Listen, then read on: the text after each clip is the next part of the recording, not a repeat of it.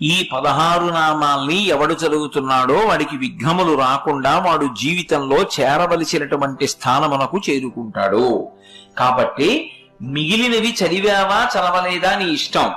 ఇది మాత్రం నీ కొరకు మాత్రమే కాదు, నిన్ను నమ్ముకున్న నీ కుటుంబం కోసం నువ్వు చదవాలి. నీకు చదవడం చేత కాకపోతే కనీసం ప్రతిరోజు ఇది చదవడం వచ్చిన వాళ్ళ దగ్గరికి వెళ్ళి చదవమని నువ్వు వినాలి.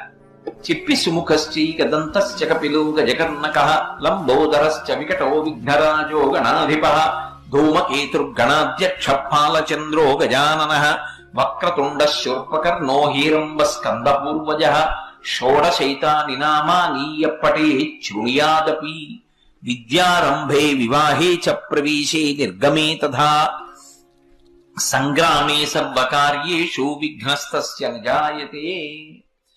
ఈ 16